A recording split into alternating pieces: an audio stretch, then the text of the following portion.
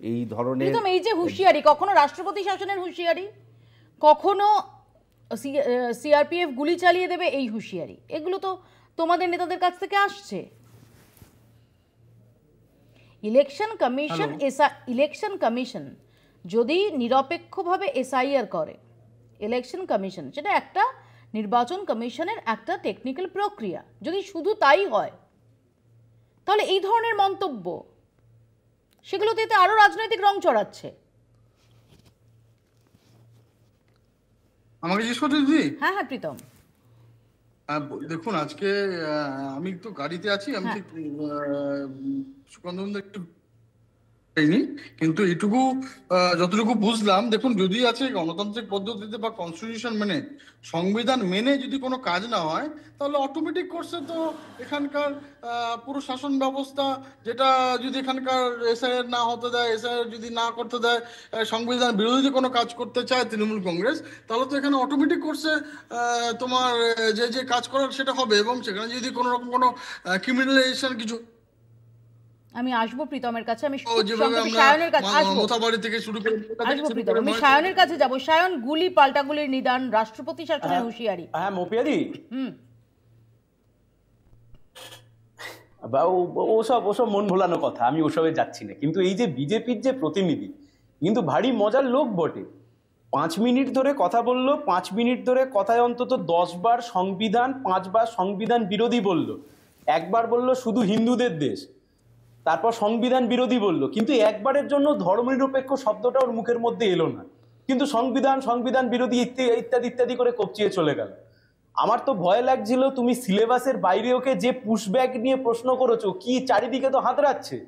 কারণ বিজেপি ওরা পুশব্যাক মানে কি জানে, হোয়াটসঅ্যাপ ইউনিভার্সিটি, শোভন, মুকুল, অর্জুন সিং এদেরকে পুশব্যাক করা, তৃণমূল থেকে বিজেপি, বিজেপি থেকে তৃণমূল, বাদ বাকি পুশব্যাক যা হচ্ছে তো জানা বোঝার মধ্যে নেই। ওর কথা শুনে বোঝা গেল তুমি কোথাও শুনলে মৃত ভোটার নিয়ে কথা, ডেথ ভোটার নিয়ে কথা, এসব তুমি কিচ্ছু শুনলে না। তুমি কি শুনলে, আমরা কি শুনলাম, হিন্দু মুসলিম ইত্যাদি নিয়ে ভরিয়ে চলে গেল। ওপেদি পার্টিনেন্ট কোয়েশ্চেন আমি করছি, 2011 সালে আমাদের দেশে শেষ জনগণনা হয়েছে। এই যে বিজেপির হোয়াটসঅ্যাপ ইউনিভার্সিটির মাতব্বরেরা এতগুলো সব তত্ত্ব কথা খুঁজে বের করছে, জনগণনা হয়নি, এদের কাছে সংখ্যার তত্ত্ব আসছে কোথা থেকে? হোয়াটসঅ্যাপ ইউনিভার্সিটি থেকে। আর তার মধ্যে দিয়ে তুমি সবকটা চালাতে চাইছো।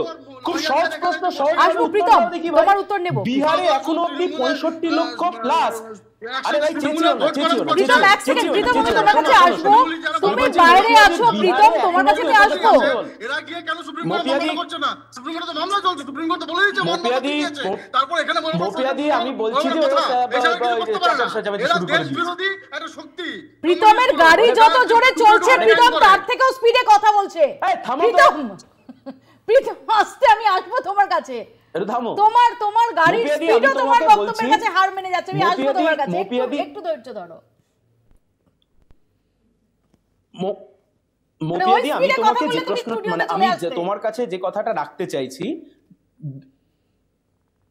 বিহারে এখনো অব্দি ও স্টুডিওতেও এসে পৌঁছবে না, পশ্চিমবঙ্গে ক্ষমতাও আসবে না, হয়ে গেছে, ছেড়ে দাও। আমি তোমাকে বলছি বিহারে এখনো অব্দি 65 লক্ষ প্লাস 3.6 লক্ষ নাম কেটে বাদ গেছে। এখনো অব্দি এই 65 প্লাস 3 68 লক্ষ, এই 68 লক্ষর মধ্যে কতজন বিদেশি? আমরা কমফোর্ট জোনে আছি, তোমরা বাড়িতে বসে থাকো আর একজন গাড়িতে দৌড়াও। যুক্তিসঙ্গত প্রশ্ন করছি আমরা 26 এ আবার আমি যুক্তিসঙ্গত কথা বলবো। মোপিয়াদি আমি বলছি, আরে ভাই থামো, কি করেছো তোমরা সবাই জানি। 65 লক্ষ প্লাস 3.6 লক্ষ নাম বাদ গেছে।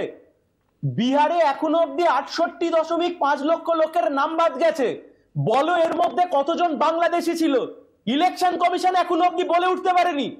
বসে বসে বাজার গরম করছো, পশ্চিমবাংলায় বসে হিন্দু মুসলিম করছো, আর রাজ্যের মুখ্যমন্ত্রী বিরোধী দলের নেতা দুজনে মিলে মন্দির মসজিদের রাজনীতি করছে। কে কতগুলো মন্দির বানাবে? কতজন বিদেশির নাম কাটা গেছে? আরে ভাই কতজন বিদেশির নাম কাটা গেছে?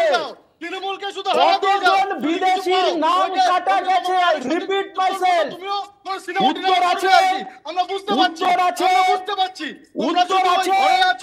কতজন বিদেশির নাম কাটা গেছে? মানুষের কোনো কিছু তো নেই। নেই। 68 লক্ষ মানুষের মানববন্ধন দেখে আমার মনে ছিল, গিয়ে শুধু আমার দেখা করে লেকচার মেরে ছবি তুলে চলে এসছো।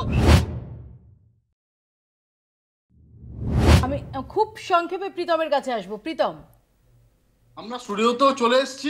হ্যাঁ সায়ন, এটা জানি নাকি কংগ্রেস সায়ন? এসে পৌঁছে গেল, তাও বিজেপি এলো না। স্টুডিওতেও চলে এসেছি, সরকারও আসছি, কিন্তু ইন্ডিজোটের একটু সায়ন, কথা হচ্ছে আমরা জানি। প্রীতম এসে স্টুডিওতে। যেভাবে করে অনুপ্রবেশকারীদের ঢুকিয়ে মমতা ব্যানার্জির কথা প্রায় 1 কোটি ভোটার তৈরি করেছিল 2006 আমরা প্রথম জানতে পেরেছিলাম। বাংলাদেশ থেকে অনুপ্রবেশকারীরা এসে সায়ন, এটা তোমার তো সেন্সাসই হয়নি, তুমি জানলে কি করে 1 লাখ বাংলাদেশ থেকে ঢুকেছে?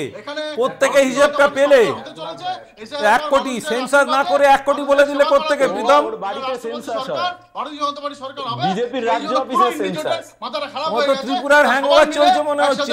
সিপিএম, কংগ্রেস, তৃণমূল একসাথে যে ইন্ডিজোট, সেখানে একসাথে হয়ে রাজ্য থেকে মানে ঠেলে বার করে আনকনস্টিটিউশনাল কথাবার্তা, আনডেমোক্রেটিক কথাবার্তা বলার চেষ্টা করছে, এখানে এনার্কি করার চেষ্টা ইন্ডি করছে। পিন্ডি দিয়ে দেবে তোমাদেরকে। আমাদের সময় কনস্টিটিউশনাল, আমাদের সময় হ্যাঁ, একদম শেষ, 2016 কিন্তু থেকে সায়ন শুভেন্দু চোর, সায়ন 2016 শেষ শুভেন্দু পর্যন্ত বিরোধী 1 দলনেতা। সেকেন্ড, সায়ন কিন্তু শেষ এটা বলে করতেই হবে যে প্রীতম কিন্তু হ্যাঁ, তোমার চ্যালেঞ্জকে একসেপ্ট করে ও কিন্তু স্টুডিও এসে গেছে। কাজে তুমি যেটা বলেছিলে যে কোনোভাবেই ক্ষমতায় আসতে পারবে না, ক্ষমতায় আসবে কিনা যেটা পরের কথা, কিন্তু রেসে যে রয়েছে সেটা। যে ড্রাইভার ভাই ওকে নিয়ে এসছে, আমি তাকে ভালোবাসা জানাচ্ছি।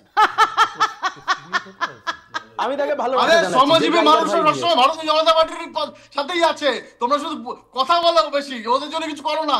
এই শ্রমজীবী মানুষের পাশে আমরা আছি। একদম জোরে জোরে নিয়ে চলে এসেছে। পারেনি, পাশে রয়েছে, অর্থাৎ বিরোধী হিসাবেই থাকতে হবে, ক্ষমতায় আসতে পারবে না।